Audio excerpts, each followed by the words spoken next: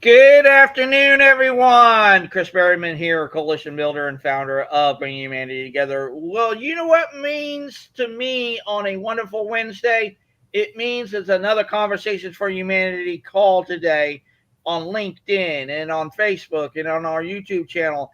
And I can't believe it yet again. Someone said, "You know what? I want to share my story on Conversations for Humanity. I'm going to take that opportunity." And Lord behold, look who we have here. It's Louise. Louise wasn't ended up sharing her story. So I said, "Can you join the call?" She's like, "Don't tell me no, because you know what?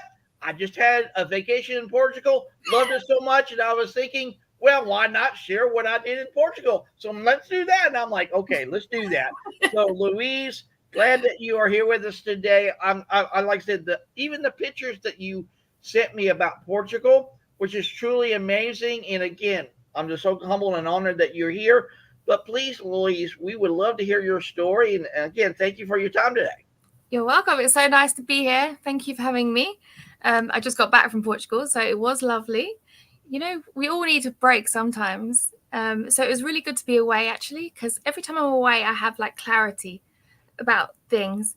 And then I also did think about you and the humanity when I was away, which is why I sent you the pictures. And I was excited to come back and to join. Well, Louise, we're just so humbled and honored. And like I said, I'm just so was excited when I heard that Janelle, which is a friend of ours, introduced me to you. And I got to ask you right off the bat, how did that show up to you when Janelle said, "Hey, you got to meet this group of people called Bring Humanity Together"? How did that play out and how did that start? I think it was just that I saw it come up live and I just jumped on a call, which I always think is fate. Every time I jump on an audio call and I was free at that time, I always believe that it's on for a purpose, like I was meant to be there. So that was how it showed up. So I literally had 5 minutes. It came off my phone, and I don't know what made me click on it. I think it must have been the word humanity, because in my vision, one of my goals is to make sure that I impact humanity in everything I do. And as I wrote that week, that was when that came up. So I thought, click on that, see what it's about, and then I met you. There you go. I love that. And I love who you really are because, like I said, once I really got to know you, of course, through Janelle, it just really opened my eyes that, again, when opportunity shows up, you just allow it to be there and everything like that. So, Louise, if you could please share your story with us, kind of tell us who you are, not what you do, because I truly believe what you do is a natural byproduct of who we are. And I want you to give us a maybe a place and space to where not only can we dream big, but we can carry those sticky notes with us wherever we go and everything like that. And I'm going to call you the sticky note girl because you are all about the sticky notes and you just put them everywhere, do you not? I do. I've got them here. I've got some here. I've got the one mind. You can see it. So Nice. one mind every 3 days for 100 is impacts over 100 people a year. So a bit about me. I won't say like obviously what I do, and because you can always click on that and see what I am. But what I really want to do in the world is to share a legacy of love and compassion, and I want people to be able to feel free in life and feel free of their minds and really live a life that's worth living. So that is my purpose. That is what I want the end goal to be. And we had a great conversation. Do you remember, Chris, when we said, how do you get to know people? And do you remember the question? I So the don't remember. question, You have to refresh my yeah. memory. So the question was, instead of asking someone, what do you do, where you're from? So what impact would you like to make in the world? Mm-hmm. And that question has been amazing for me, especially when I meet people. So when I meet people and I ask them that question, it fills my heart, and then I know, okay, I'll work with that person, and it Mm-hmm. just feels very aligning. And that's how you get to know people, I believe, is through their heart and how they want to impact, because we all have so many dreams, and that doesn't show who we are. It shows who we are. Say if you're about to die and you're on your deathbed, what is the thing you want to leave behind? That is what I truly believe who you are. And I love that. And again, like I said, I truly believe, Louise, when we know who people are, we don't have to always go to the do first, because again, sometimes what they do may not be in alignment, may not be in Exactly. agreement, it may not even be both. But if Mhm. we, again, could just meet them where they're at and just take them for who they are, I truly believe, number one, that's not only is that the place to start, but I truly believe this as well. It's when you show up that even matters too as well, does it not? Yes, exactly. How you show up, it matters. Is your attitude actually, for me, is one of the most important things when I have relationships with people in any aspect, is their attitude and the energy that you feel from somebody. That is what humanity feels like for me. And I believe that we should all be as one, and we should all be in unity together. If you connect two people together, you create a third mind. So if you imagine bringing so many people together of humanity, how much more stronger would we be? And it's quite apt to talk about that today with everything going on in America, with whole unity is a word that's being said all day. And I'm very interested to see how that plays out with people. And I do truly believe in unity. And Jordan and Michelle, glad to see you all here. Please click the link. We would love you to join into the conversation too as well. And on that note, when it comes to unity, let me ask you this: in the places that you've been and the people that you worked with and everything, can that unity come from different points of view and different paths and different ways, or does it have to be a singular way? How does that look like and mean to you when it Um, comes to unity? I believe that it can come from all different ways. So you can unite from above, from a leader almost, like what we're talking about today, or a follower at the bottom, but we can all unite together no matter what area you are. And it actually is better if you have so many different areas of types of people to come together. It's actually a stronger impact. And I love that, because see, for me, Louise, I'm the kind of person, I say it to people this way: I don't care how you show up. Uh, I really just only care about, again, who you are, and I kind of sum them up kind of like in this kind of quote. I do it this way: I say to people, I don't care how you show up the race. I don't care how you finish the race. I don't even care how you start the race. But I care enough that you are willing to show up to the race in and of itself. Because again, if you're not even willing to show up for yourself, then how in Sam Hill are you going to be able to show up with anybody else? And That's I truly fantastic. believe that. But then again, it, it really comes to mind, though, Louise, when we show up, we, in one way, shape, matter, or form, I truly believe, Louise, we get other people's perceptions into our heads or into our minds to such a degree, it kind of plays on us to Mm-hmm. where we want to conform to what they see in us, when in fact that's not what they actually see. That's what they're projecting That, onto us, that and is we have to a play great. into that. But I got to Mm-hmm. go into you with that for a second, even on your journey and how your story is unfolded. How's that? Let me. I got to step back and to do this. How has your journey been impacted by the people who not only projected on you, but told you you can't do this or you can't Wow. do that? How's that played out for you on your everyday life? That is a fantastic question. Because years ago, before us, at the beginning of the journey, I cared so much about what people thought of me that I wouldn't do anything. I wouldn't even do a video call. You know, like if someone called you on the video on the phone, I used to hang up and call them back normal because I cared so much about what people would think of me on the video that I wouldn't do it. I wouldn't even do this back then because I was so worried about what people thought. And it took me a long time to realize people don't care as much as you think they do because they're too busy caring about themselves. So it took a while to learn that and to push through that. And I went on a self discovery journey to feel that fear and just do it anyway and just putting myself out there. Like you said, be in it, in the race. So it is something that I really do with a lot of the clients now that I work with. that I make them see this for themselves, because once you do it, and you will see that it's not actually true, that you've made it in your head so much worse than it actually was. And I love that. And let me ask you this, because this is something that I kind of ask of everyone that I have an opportunity to speak with them. And Jordan and Travis and Michelle, click that link that I just sent you guys in the chat's already there. You just have to click on it. We would love for you to join into the conversation. We would love to have you here. But I got to ask you this, Louise. If people do project on you,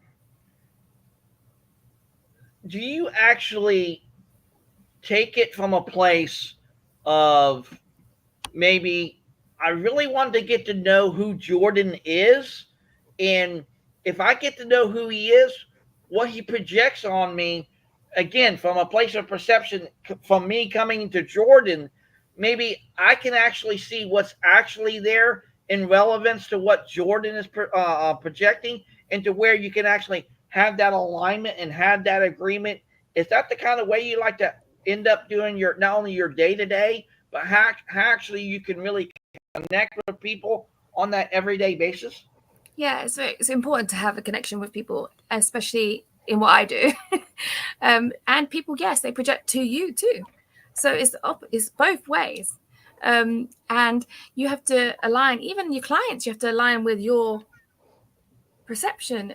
You only work with a certain amount of certain types of people sometimes because you're aligned to that energy.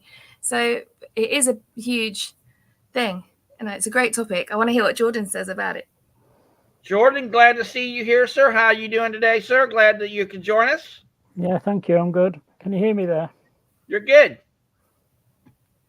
Hold on, just do a bit of volume control. There you go.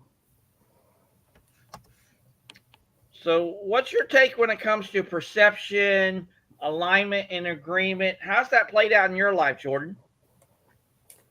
Well, I coach and speak from a humanitarian view and very anthropological based. So all my perceptions are very much human based, very much like what you were talking about before. So the way I connect is I believe that every living thing on Earth has an energy, including us, and that energy is an exchange.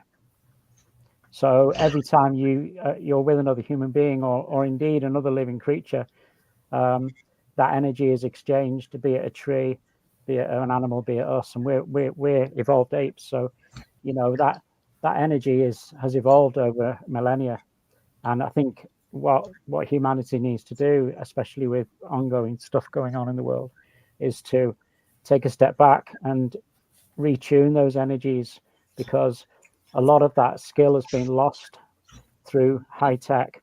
Yes. People are conversing through phones. They're not even hardly ever actually meeting one to one, face to face. I mean, when I was younger, if I wanted to take a girl out, I had to ask her in a bar.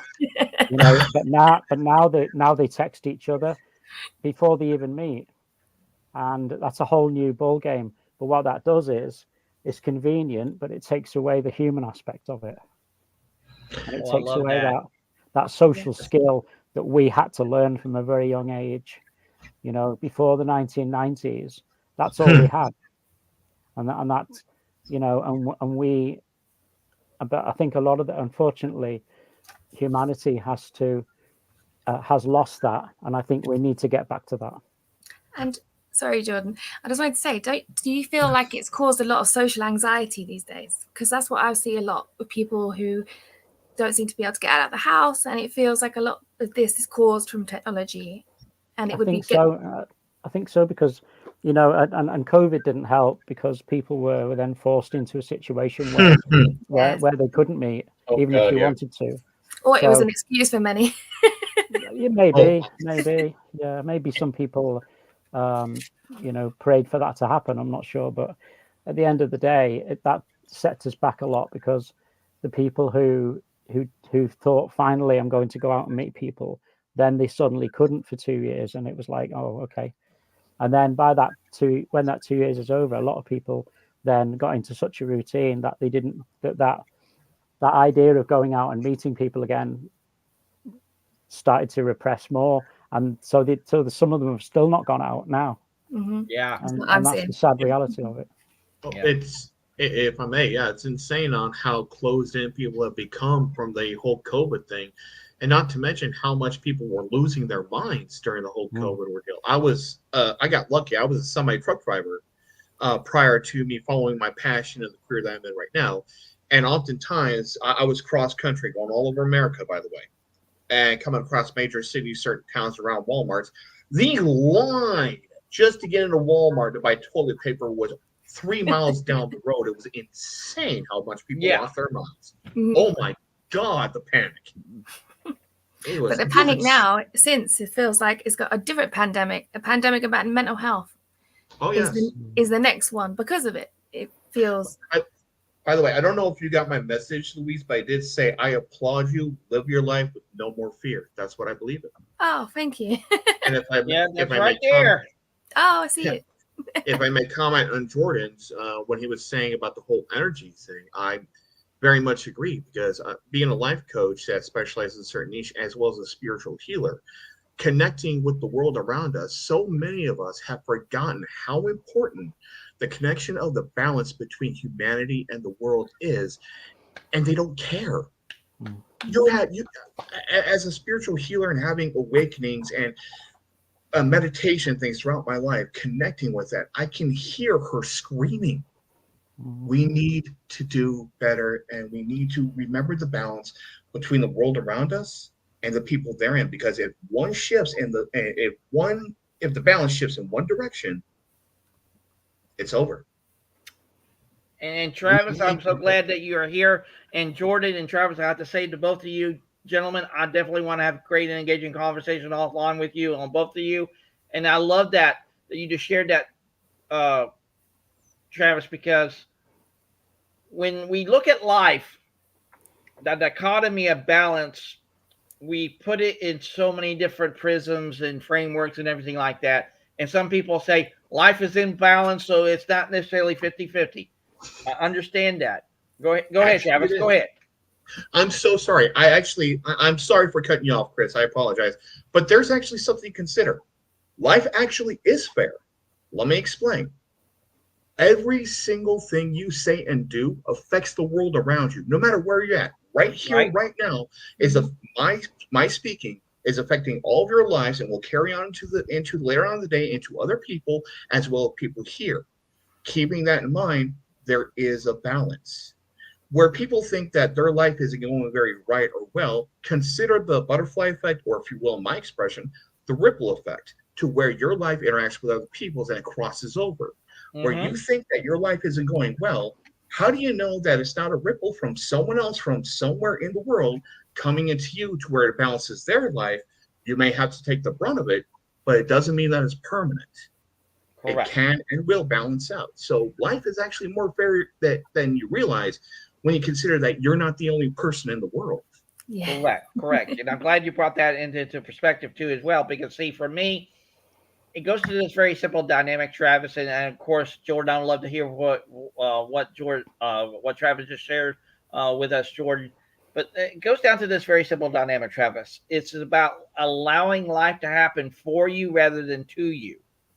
Trust the universe. Yeah, because not only do you trust in who you are, and Ileana, glad to see you here. We would love to see you here, so please join into the call, because, like I said, I've already sent the link, and there's the link, Ileana, that I sent Travis. Please click that link. We would love to see you on, because, see, again, if life is actually fair for all of us, we just got to say we're going to show up to life as it being fair to us already. Now, the only way we can be seeing life being deemed unfair is because, Travis, it's about that projection that we say of what Bob is doing is less fairer or more fairer to us, to him, or him to us, because of that not level playing field and everything like that.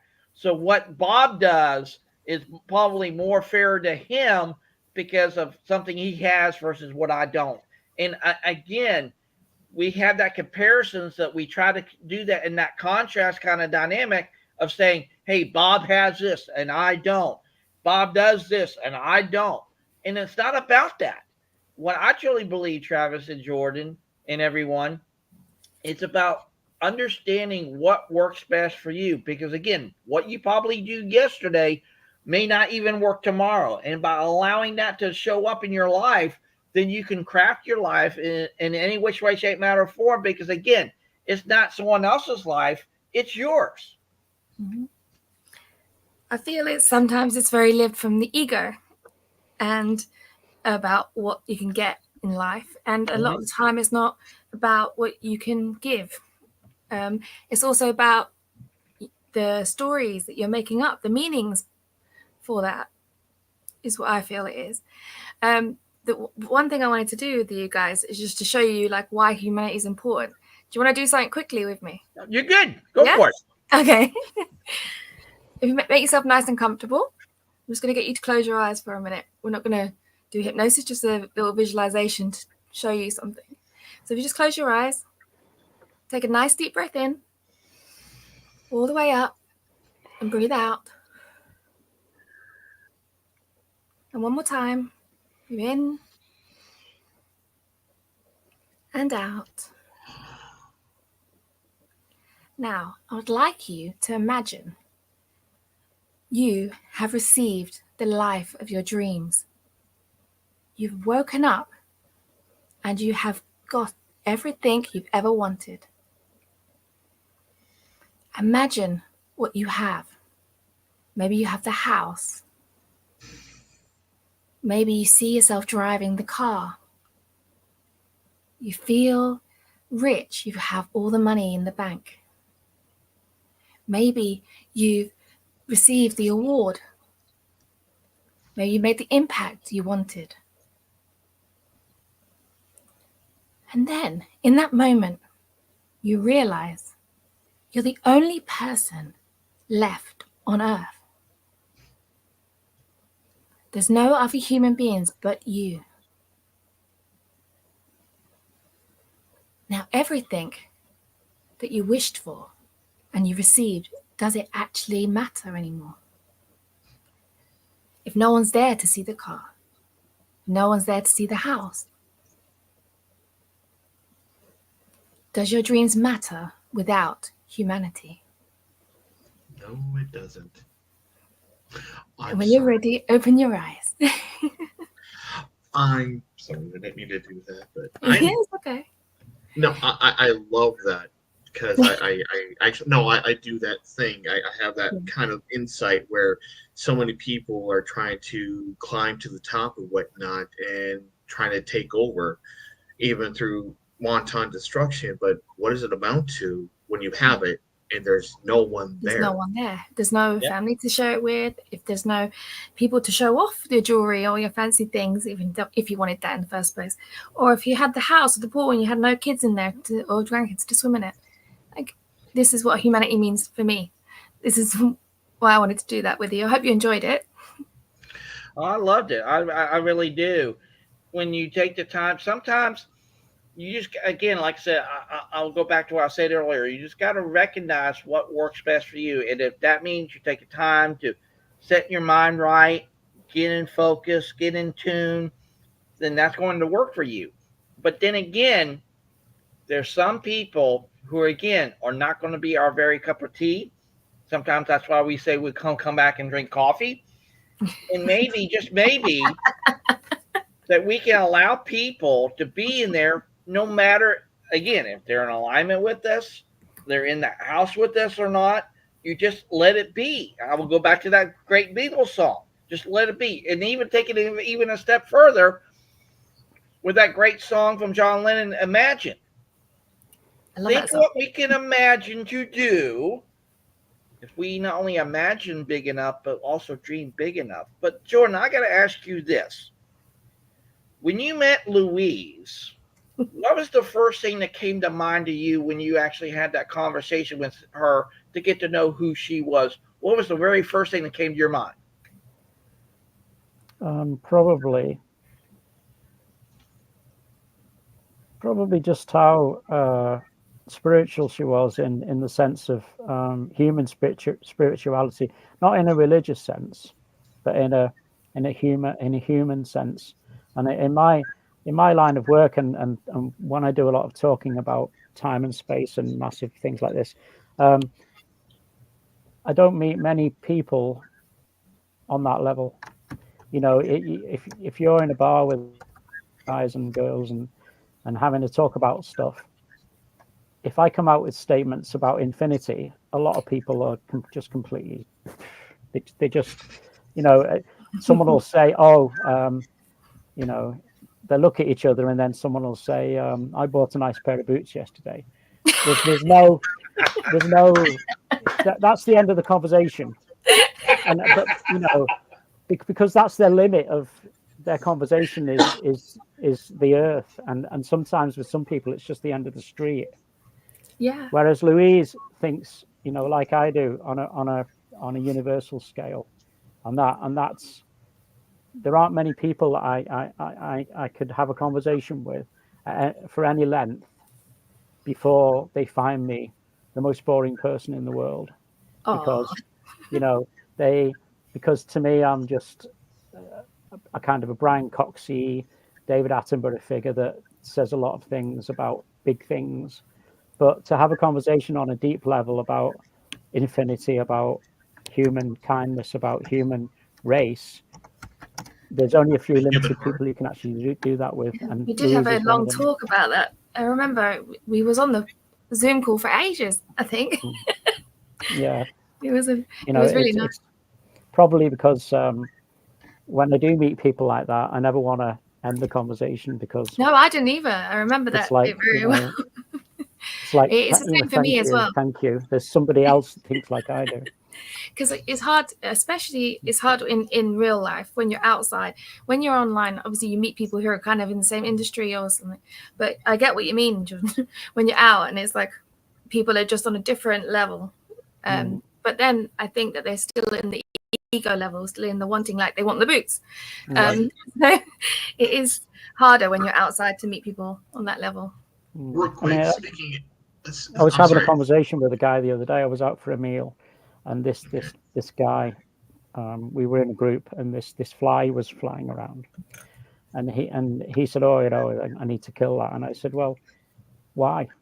Why do you need to kill it?" I said, "That fly, or ancestors from that fly, were around the dinosaurs way before we existed.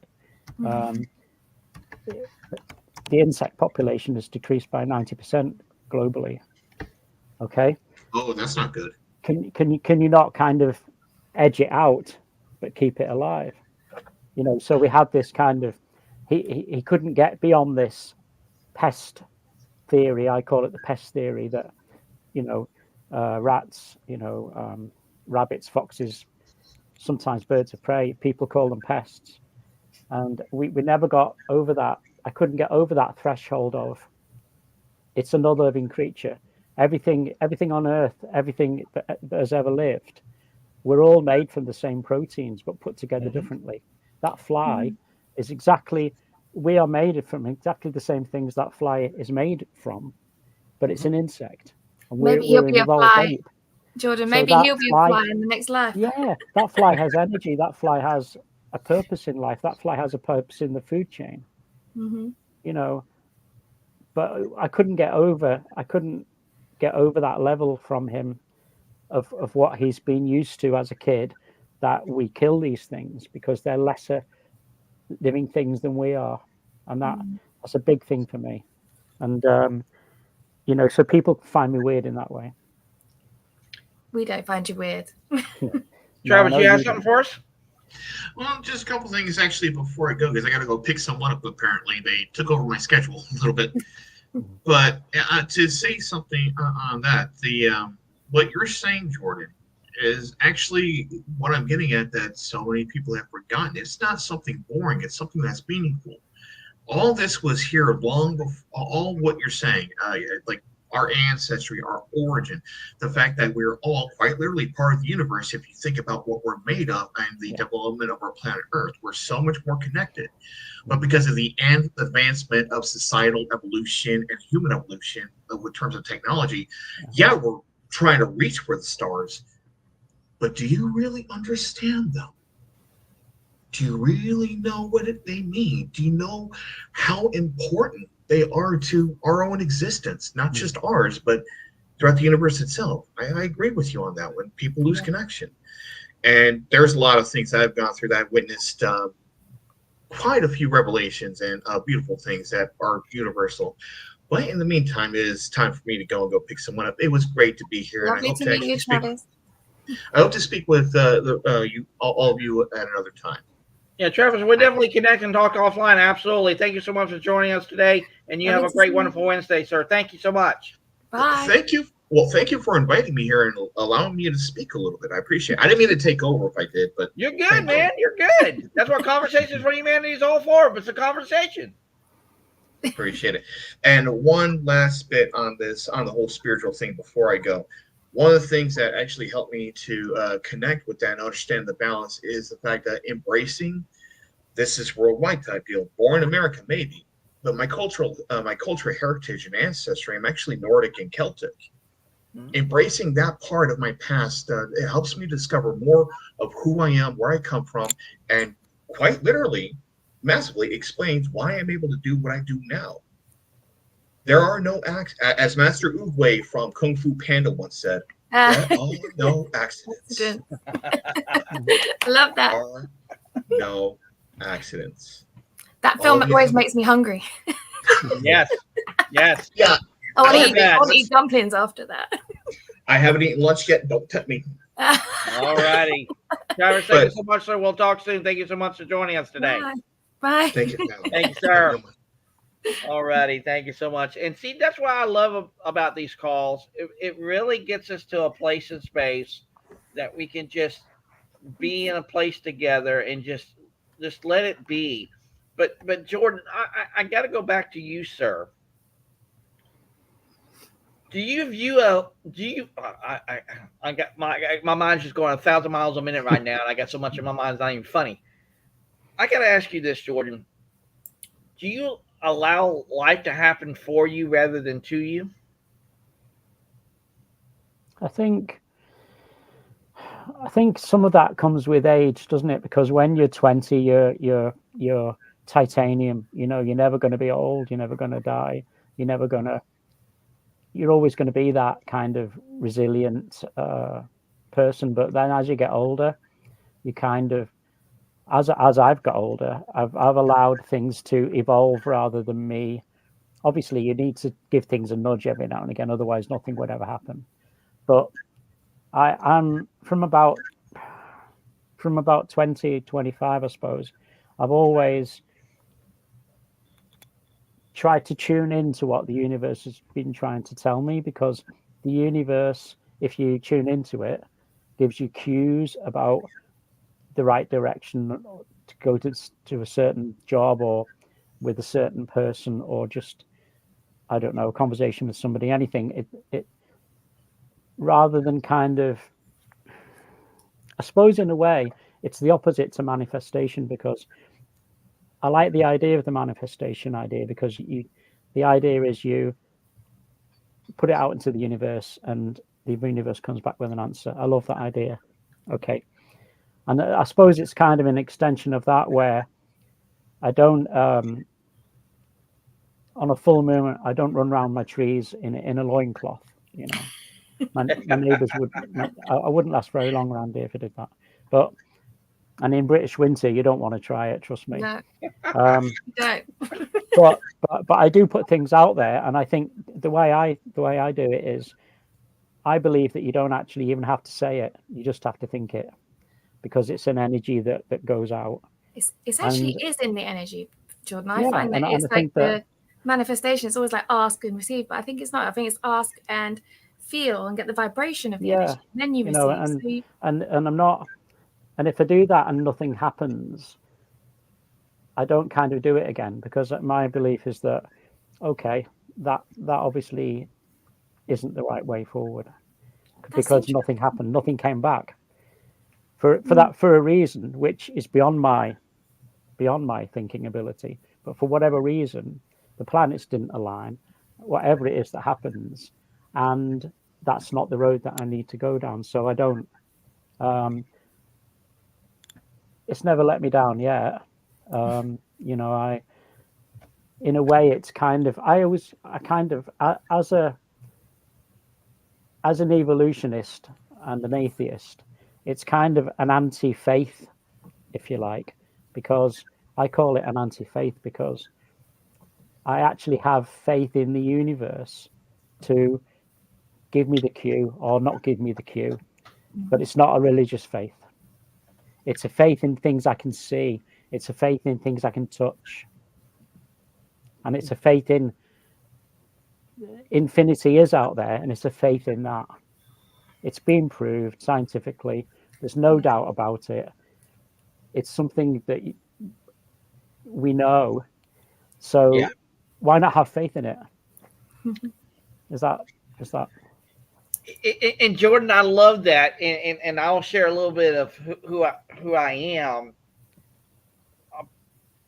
A part of me, literally, Louise and Jordan and everyone, has been shaped by what George Lucas created in Star Wars.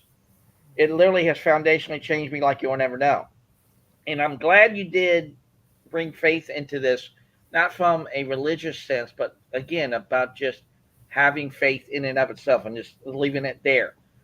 But I truly believe, Jordan, when hope and faith come knock on your door, are you willing to answer that call? Now, mind you, going back to when we were talking about evolution, and I want to pose this question to both of you. Is evolution a choice or something that happens to us? Or could it be both? And I want to start with you, Louise. Is evolution that choice or could it be both? I think, not in a scientific way, but I think it's maybe a bit of both. But I think it is eventually going to happen. It's inevitable. It's going to happen. I believe in being in the universe. So I think that it is going to happen no matter what we do. Yeah. So it's a good question. Jordan, what say you? I think you need to go back to you need to go back to what evolution is to answer that. And evolution is the adaptation of life to survive in the environment that it's been left in, placed in, blew in, lived in, whatever it is. Right. So really, evolution is out of our hands. We can't. Evolution isn't something that any living creature or any living collection of cells can control. It's just something that happens over a very, very long period of time as a result of this ability to survive. I do think that it could be a bit of both, though, Jordan, because if you put an animal into a different environment and it had to adapt to that environment, it would have to evolve a bit differently. So say we took a bug or something out of its environment, put it in a cage, it might evolve differently, which I think is also humans, that we are going to evolve, but we might have evolved differently depending on what's going on.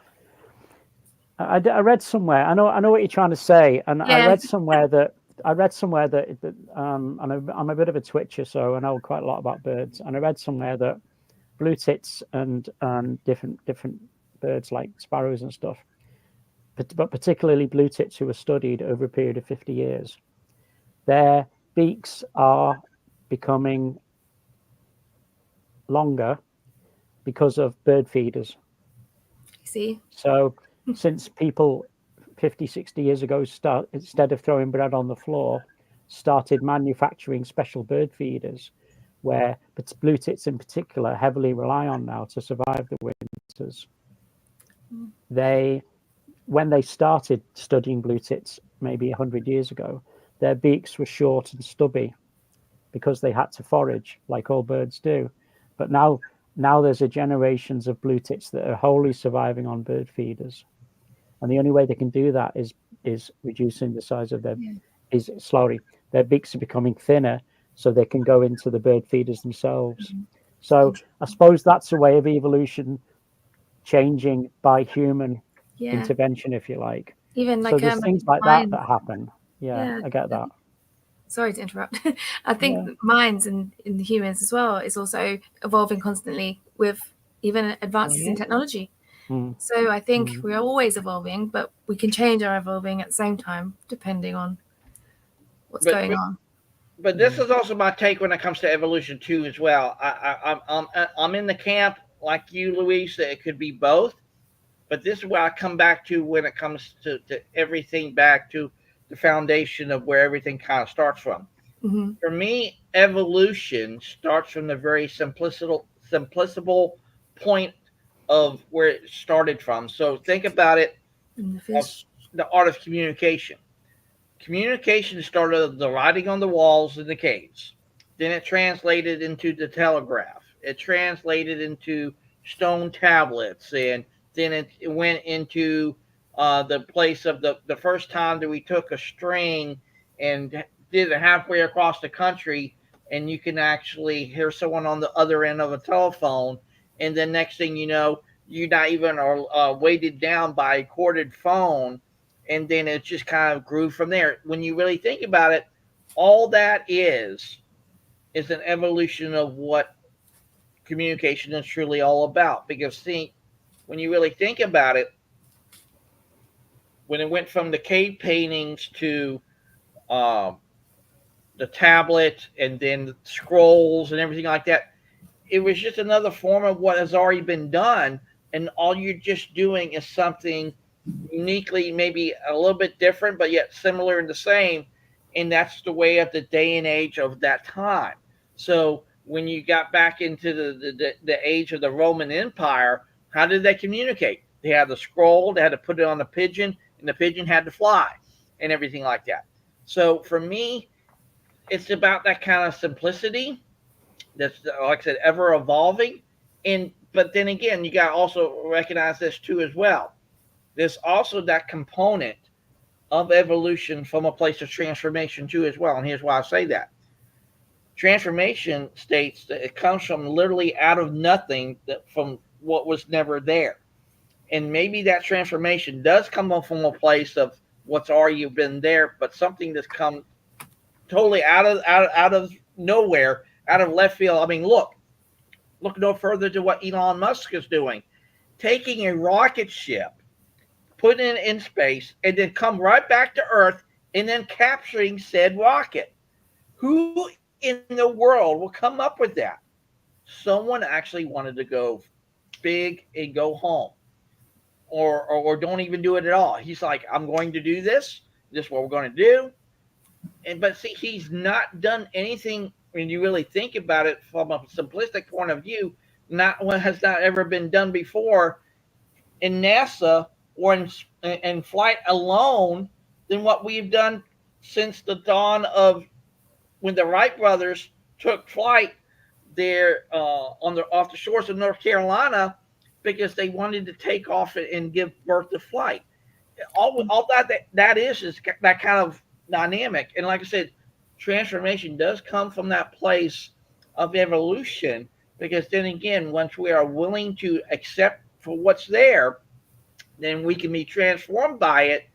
Then we can actually say, hey, this is what we can take here and then move to here. I mean, he built Tesla. He has built Starlink. I mean, look at all the stuff that he's done. And I truly believe if, again, we dream big enough, not only can we be evolving from what we have seen and done in our lives, but we can be transformed by the things that come out of our mind. Because, again, an idea is very powerful. And when we let that idea come into fruition, I truly believe those field of dreams will not only be real to us, it will be real to others. It's so interesting, Chris, because there's something that I like to say is that everything that is here has always been here. Science says nothing is created or destroyed, which means the way to do the telephones, it was always here. So is it evolution, or is it evolution of mind? And then the word transform, it means beyond form. So that means going into your mind to work it out. So I'm always thinking, is it that they just transform their mind to get on the right alignment and the right vibration in the first place? It was all we needed to do because it was always here. So I feel like a lot of it is evolution of mind. And the other thing I was going to say was, going back on your communication thing, you could actually go back further, because if you look at a time scale from when we climbed down from the trees to when we started talking, communicating through talking and verbal means, if you put that as a 24-hour or a 12-hour clock, we actually started communicating by words 15 seconds ago. Okay, which means all that time before, all that we relied on was facial expression, body language, noises, grunts, instinct. Yeah. So you can go back even further and say it took us this long to evolve into a communication device, which means verbally speaking to each other. But then on the other side of the coin, it's been proved now that probably every animal that ever existed also communicates through words way before we did. Dolphins have their own language. The blue whale has its own language. They've discovered now that dolphins call each other by their own names. So that, and dolphins were around the time of the dinosaurs. So when people say to me, "Oh yes, but we're so good because we can communicate," I say, hold on a minute. That's great, and it's great that we do that, but way before we ever climbed down from the trees, even before we climbed out from the sea, things communicated that way, through sonar, through body language, through instinct. So in that case, we're not that special. Yeah. We're actually just part of everything that, like you said, that's always ever been here. I believe as well that we've lost our communication. We've lost the instinct, the natural instinct that we had. Absolutely. So a lot of the time when I work with people is bringing back, I help them try and bring back the inner feeling of things, because we do know a lot, but we've forgotten how to know. So there's a little thing that I do with people is, you get a dice. So you get a dice and some of the numbers have red and some are blue. I ask them to roll the dice and write the numbers 1 to 10, and then to roll the dice and imagine if it's going to be red or black. And then once they get more than 8 out of 10 right, then I get them to roll it again until they get 8 out of 10 right of the numbers from 1 to 10, just to improve their intuition. And after they start doing that, they start to realize where the feeling is. And then they start to tune into it every day. And it's a simple thing to do, but it's really interesting to start doing it, because I believe that you do know a lot and we can communicate a lot. It's like, even if you think about somebody and then they call you, how is that? It's happening. And now you want to take it a step further, Louise, and I'm glad you brought that up. Think about it not only from a place of communication, but how we even connect with people. Mm-hmm. Maybe we do that, Jordan and Louise, from a place of simplicity. And here's why I say that. I truly believe everything is foundationalized from a place, again, of that one starting point, of that one building block that actually evolved into something much larger. And like to your point, Jordan, we're already there. We're already a part of that. But then for me, when it comes to that simplicity, whether we're in a communicative state or not, whether it be verbal or nonverbal, we can break things back down to a place of simplicity, because, again, we look at life as overcomplicated enough as it is. And again, we let all these other things come into play: ego, fear, anger, resentment, or not having enough worth in ourselves and enough value in ourselves to say, hey, we are going to be worthy of doing this. And we kind of put that self-doubt into play and everything like that. And then again, we allow, and I truly believe in this, we allow others to kind of dictate what we do and why we do it, even though sometimes we don't even listen to them. But then again, when they project onto us in such a way that we kind of not internally get it, but maybe subliminally get it. It kind of feeds into our conscious mind that says, hey, this is what Bob is actually telling us to do. So this is what we're going to have to end up doing. So we kind of play into that. So for me, if you do it from a place of simplicity, no matter how you do it, and that's why I tell people a lot of times, I don't care how you start the race, I don't care how you finish the race, I don't even care how you show up to the race, but I do care if you're willing to show up to the race, because again, there are many paths to get to that end goal or that end result, even from a place of communication. Because when you do it in that kind of simplistic way, there are going to be, and I kid you not, Jordan and Louise, you probably already know this far better than me, that there's going to be those people who are kind of like those translators of the levels, not only in life, but how we even communicate. Because there's going to be those people who dotting the I's, crossing the T's. They have to know every single thing. They're so analytical, you can't even get them down to that place of simplicity because that's the way they've always done things. But then again, there are those people who are always in the simplistic mind mode that say, hey, I want to start from the very point of simplicity and go from there. And then I go up this level, go up to that level, and go to there. And again, it's about creating that place and space to where the high level people and the simplistic level people kind of literally meet in the middle. And I truly believe the way we can actually do that is really recognize we're all sitting at the same table of humanity as it is right now, as it states. And if we do it from that place of we're already there, like both of you have said, then we can move the needle and dialogue forward, because then maybe we choose curiosity over clash. Use conversation like the one we're having today to move the needle and dialogue forward. And then maybe at the end of the day, how will we ever come to get to it? And I don't care how we get to it, but as long as we get to it, that's okay with me. It's about probably maybe even be rooted in common purpose. And if we can get there together, I truly believe, Louise and Jordan, then that's how we can bring that humanity in a place of unity. Because then again, we're not forcing it upon them, we're not demanding it of them, and we excuse me, and we're not literally forcing it upon them to such a degree they have to kind of conform. We're just letting it be for what it is, for them to actually see what is actually there versus what they're perceiving it. Yeah, I think a lot of humanity just does overcomplicate things. I was just writing a chapter in my book, well, going over the chapter that I was writing, and then I rewrote the chapter, because I overcomplicated it. And then I literally wrote in the book, and I screwed it back and said, it doesn't need to be complicated. It's literally what I wrote. I said everything should be simpler. And a lot of times I think when people are high levels, they're overcomplicating things because they believe that it should be. And there's lots of we're programmed that way as well, especially when you're given, if like CEOs, if they've got big jobs, they expect it to be complicated. So it's also expectations. But I believe that a lot can be simplified. I believe in simplifying everything, especially personal development, self-development. I have so much, I've listened and read so much, and I felt like so much of it was overcomplicated.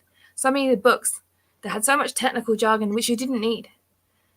Like, did I really need to know the official name for that? Or could you just make it easier for people? We're not here to improve your ego, that you're a great writer and that you're a great, just make things easier for the whole of humanity to understand, instead of making it select. So anyway, that's my rant. Jordan, what say you, sir? It just reminds me of a quote by one of my heroes, Brian Cox, who's an absolute hero. And one of his quotes on one of his universe programs was, he just said that at the end of the day, if you just sit down and say to yourself, we're all just a collection of atoms trying to make sense of the world. That to me was profound. When I heard that, I was like, whoa, that's just, how simple is that? It's just a few words, but what it means is an incredible amount. When you break that down, we are all just a few atoms collected together, evolved into this humanoid.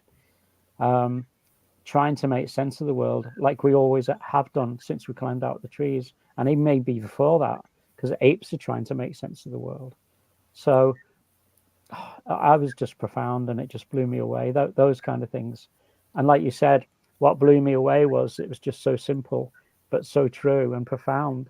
And that's the kind of thing that when I read something like you do, or and I've read some heavy stuff, but when you read things like that are put in very simple terms, to me that has more impact than these long words, you know, and these astrophysical examples, because most people, and even me at sometimes, read things and I'm like, whoa, hold on, and I have to reread it and reread it and reread it, and even then I don't get it. And I think, why don't you just, and then at the end of the chapter it's put into like a simple term, and I'm like, why didn't you just say that in the first place? Right. Why you put me through this hell, and now I know what you mean. I've just wasted 10 minutes of my life. You know, just tell me what it is. Yeah. And see, the thing that I recognize too as well, Jordan and Louise, there are going to be those people who have to drag it out, long-winded, all that. And see, I'm going to be honest with you, I'm that kind of person, because the way my mind works, that's the way I can get to that place of simplicity. Sometimes it does give me to that point, maybe 10 minutes, and that's what it take, or 5 minutes or whatever. But there's some people, I kid you not, can say something in less than 30 seconds, and then bam, you got it right off the bat. And see, that's the beautiful thing about humanity. If you take the chasms between the two, and again, you recognize the balance, you don't have to end up saying, if this person is so long-winded, I'm not going to end up hearing what he says because he's so long-winded, and then we kind of tune people out. I'm not that kind of person. I will sit there, and I don't want to end up putting this onto other people in a generalized way, but I kind of have to say it. We kind of tune people out, because when we get so long-winded in something, we turn people out, because we don't want to sit there and listen to an elevator pitch that goes on for 15 minutes when they could have said it in 3 and everything like that. But then again, I'm not going to say no to that, because you may never know what is being said at that very given moment. Even let's say it's in the 10th minute. Maybe in that 10th minute was that nugget of gold that said, oh my God, this is what Chris shared. I would have said no to that after minute 2. Yeah, you never know, right?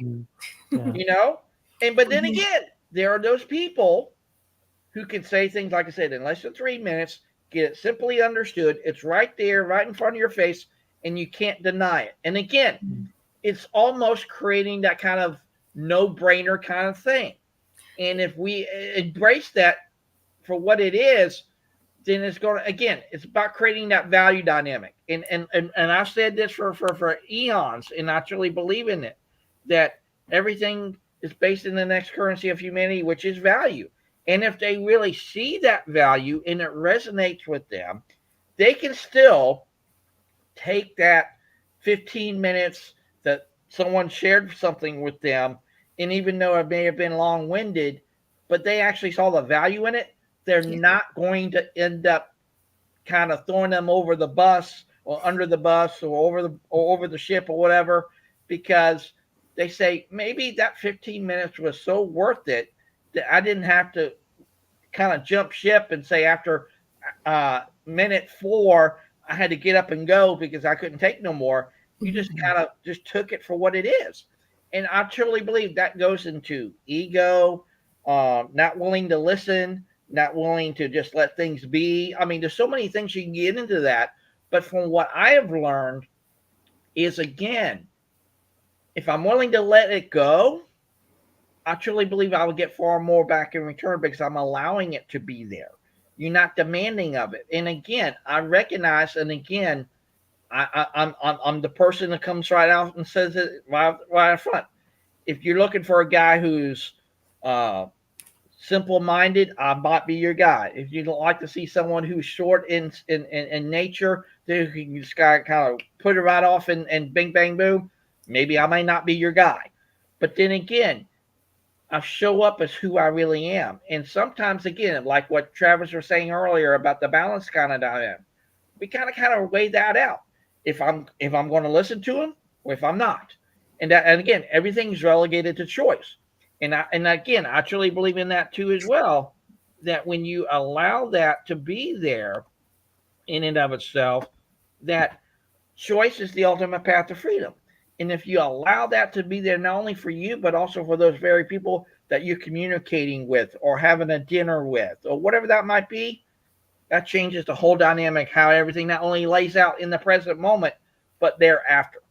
Yeah, it's very good to be able to pay attention for that long. But I always wonder about people with autism and ADHD because of the kids and because I work with them a lot. And obviously for these, you have to be mindful of not going too long. But I think a lot of humanity now has got such a lack of focus. Mm-hmm.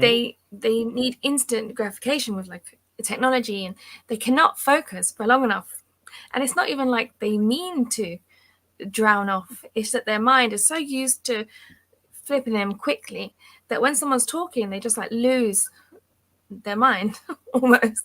So it helps actually sometimes when someone's talking to just take a breath and remember and just breathe and just remember to breathe, and then you can focus back on the person. That's what I teach people sometimes to do, because otherwise your mind can keep going and you'll completely forget what they're saying. Exactly. So it is a lack of focus as well, but it is a really good to listen, to give them the value. Because like Jordan says, sometimes if he didn't feel listened to, and everybody deserves to be listened to and heard and seen. So. Yeah. And Louise, I'm glad you said that, because see, John C. Maxwell says this in a lot of his teachings.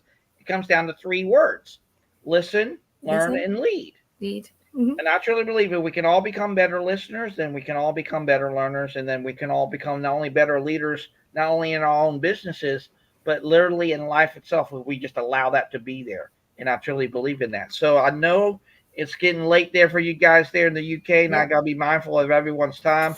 But Jordan, I would love to have a great and engaging conversation with you offline. And Louise, I can't wait to get on another call with you and Janelle very soon. Well, I want to get some final thoughts from both of you, and then Louise, I'll let you close out the call. But Jordan, your final thoughts today, sir. I think it's been great. I mean, you know, I'm all for these kind of conversations, as Louise knows, because you know anything beyond TV and football and stuff, I'm happy with. You know, anything that gets the old grey matter going, and you know, it's been great, been good.